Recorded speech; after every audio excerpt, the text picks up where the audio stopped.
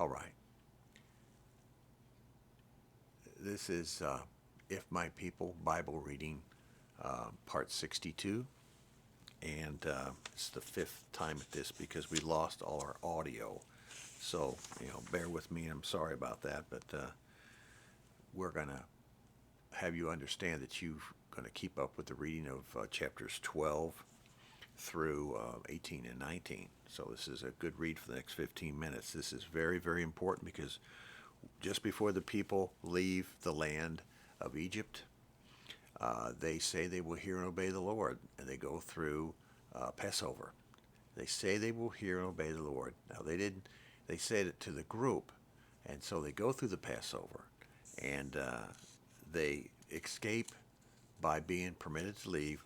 They take the goods and chattels and all the stuff the Egyptians with them, which the Egyptians gladly gave them just to get them out of Dodge because of all the disasters, the 10 plagues that hit them and so forth. And they're glad to get rid of the Israelites. But later on, the Pharaoh and the people changed their mind, and they're realizing, hey, they did all the work for us. So, oh gee, that means that uh, where are we going to get our immigrants? Does that sound familiar today?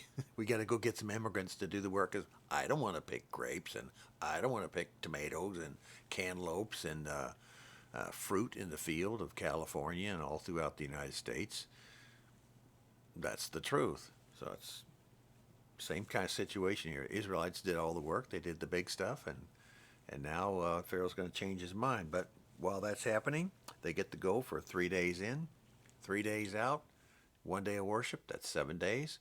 And you know what? They never did plan on coming back. I think the Pharaoh figured that out after a while. It wasn't 7 days later, but it was sometime after that he figured it out. Probably a time of testing, probably 40 days before he went chasing, and the whole thing came to an end at the crossing of the Gulf of Aqaba, the Red Sea. That's over there towards Saudi Arabia. That's just the opposite of what you're told and shown in maps and Sunday school classes and all that stuff. Not true. Um, and that the same people who come along, which are the grafted in people, very good and very important in Romans 10:11, when when the new covenant says that all those 12 tribes, which none of them are lost, and the grafted ins, those that came with them, the grafted in people are not of the tribes of Israel. They either were and were thrown out and grafted back in, or they were people who were just different peoples of the world who did hear and obey and wanted to follow the Yahweh of Abraham, Isaac, and Yaakov. Those are the grafted in ones. That's brought up in chapters 12 and 13. And Moses, Yahweh is said to Moses, he wants a outward sign that who you are. He's preparing to cleanse you. And so he's wanting them to consecrate every firstborn male. And the consecration is an outward sign.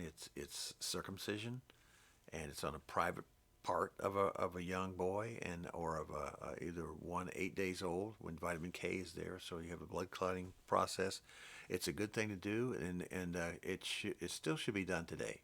It's something that's simply going away today because of health changes and everything else. It's now an option.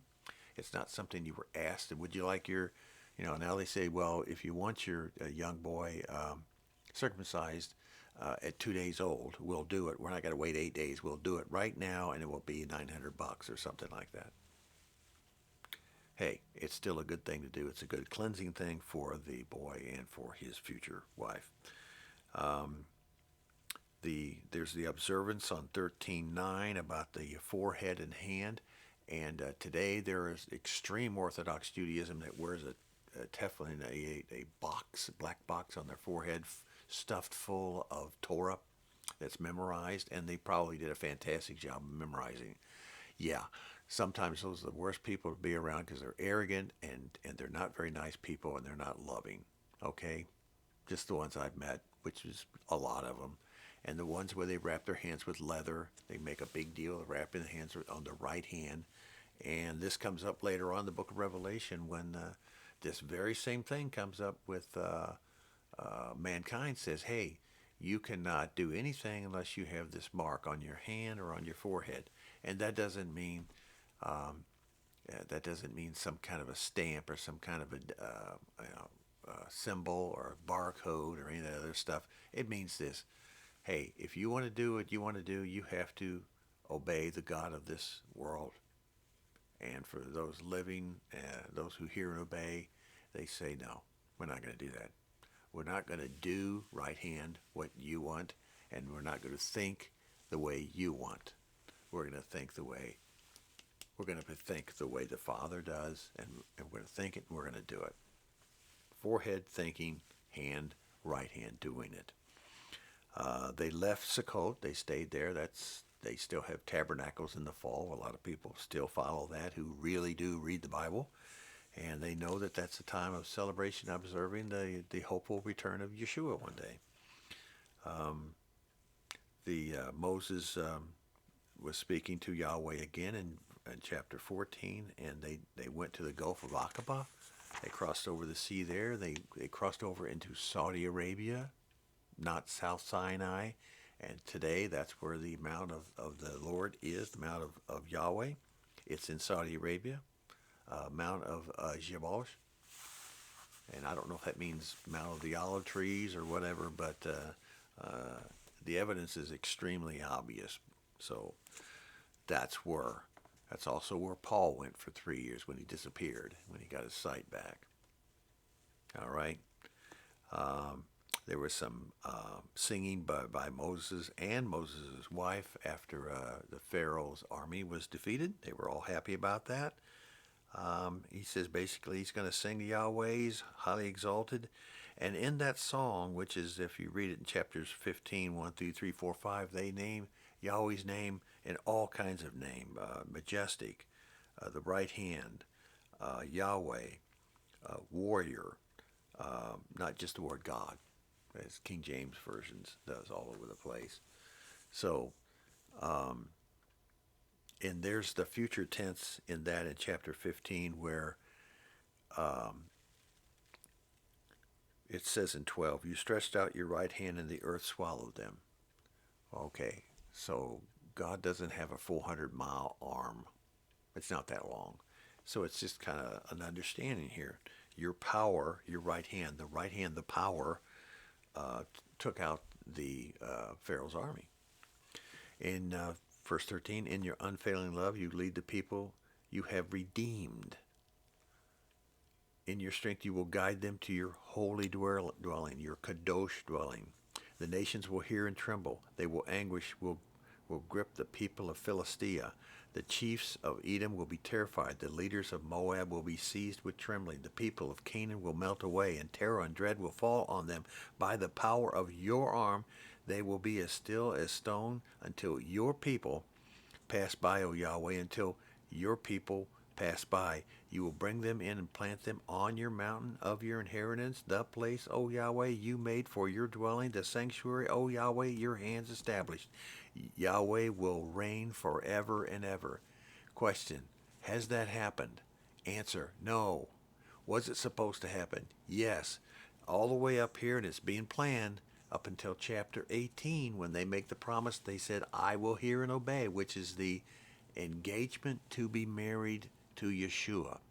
And then it says, which we'll get there in chapter 18, who's going to come down with a mountain? Is he going to come down with a mountain and laws in his hands? Or is Yeshua going to come down and have a marriage ceremony with his bride? He's going to have a ceremony with his bride.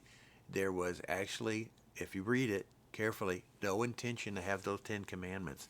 All the covenant necessary for a marriage ceremony forever and ever, living with Yeshua, was already said and done, starting in the Garden of Eden, going through Abraham, going through the promise made to Noah. It was already there. Read it and you'll see it. This changes everything that you're hearing in the churches and the synagogues. And as we go through the Bible, they say, what are they in? They say the churches of Hasatan, the synagogues of Satan. They didn't use the word church in those days. But we use the church now. We don't use the word synagogue. Only the Orthodox Jews do. But it's the same thing. Don't go chasing after the Jews, get mad at them. You the entire world are responsible for what's going on. And you, in your churches that you call holy churches, it's a business you're running. You're running a business, okay? Let's be honest about it. You're not giving him the word, and you know it. So it did not happen, but will this happen? Yes. And did it happen up to chapter 18? No. What happened? They screwed up. And what did they do bad? They started doing all. Yeshua said one important thing, and I keep going this: the sexual perversions. That's the first thing he said. Don't do any sexual perversions until because you're being engaged to be married. That's what they did, and other things. And Korah and all his gang and everybody got in big trouble for it. And the Ten Commandments came down, and they still messed up. So Moses went up a total of 10 times on that mountain, not one or two, 10. When you count them, when you read the word, he went up 10 times, going up and down. Why did he go up the one time that he went up, he came down with the 10 Commandments? Well, they got torn up, and he tore them up. He threw them on the ground, broke them. So he goes back up and gets another set of tablets. And here he had to write it down. Then he comes down and gives all this law. Then he goes back up. Then he comes down, he goes back up, and he comes back down, he goes back up, and he comes back down, and he does this a total of 10 times. And what's he doing? He's bringing down the added-in laws. The added-in laws that they all had to be responsible for, that Yeshua knew they're not going to be able to follow these rules. It's going to have to take someone like me coming in literal human form to fix this mess. And I'm going to have to die for them and give up my blood, because this is the only way it's going to work. That's what this whole thing in Exodus is all about. Everything in Exodus, everything in the Torah, all through the Pentateuch, all through the 5 books, is a failure from the beginning, but it teaches you people lessons. And you've got to read this even if you're a Christian today and you're only a New Testament Christian. You've got to read the entire book from beginning to end. You've got to read the entire book from beginning to end to understand, and then get into the New Covenant to understand the 1,050 Torah commands that we're going to be giving you, that are there in every Bible that exists. I just turned the page here. I will read a Torah command, verse 23. Therefore, if you are offering a gift on the altar and there remember that your brother has something against you, leave that gift there in front of the altar and recounsel your brother. I flipped another big bunch of pages. Verse 30, in the past Elohim overlooked such ignorance, but now he commands. He Torah commands. There's the Torah command in the New Covenant. All people everywhere to repent. That's a command. Wow. I'll just flip a page. Chapter 6. Where are we at? Chapter 6, so I can at least give you an idea. We are in chapter 6 of 2 Corinthians. Verse 1. As Elohim's fellow workers, we urge you not to receive Elohim's grace in vain. That's a Torah command. You see where I'm going with this? This Bible is very important. This Bible reading is very important, because you don't get it anywhere else. And no, I don't advertise. No, I don't run a business. And no, I don't do all this stuff out for profit. Everything I've done is it put me in debt, and I could care less. So there you go. So now we get to chapter 17. Let's set it up for 18. We'll do another one, and then I'll call it an evening. The whole Israelite community set out from the desert of Sin, play on words there, traveling from place to place as Yahweh commanded. They camped at Rephidim, but there was no water for the people to drink. So they quarreled with Moses. Here we go, always bitching and griping and all these things. Give us water to drink. Moses replied, why do you quarrel with me? Why do you put Yahweh to the test? But the people were thirsty. Anyway, they cried out to Moses. What am I going to do? So Moses, Yahweh answered. They're all going back and forth. So Yahweh answered Moses. Walk ahead of the people, take with you some of your elders, take in your hand and your staff which you struck them out, and go, and I will stand before you. I will stand before you by the rock at Oreb. Strike the rock, and the water will come out for the people to drink. So Moses did this in the sight of the elders of Israel, and he called the place Massa of Meribah, because of the arguing. Yeshua Yahweh told Moses to strike it, the rock. Now this happens again. It happens again. We'll see at the next reading.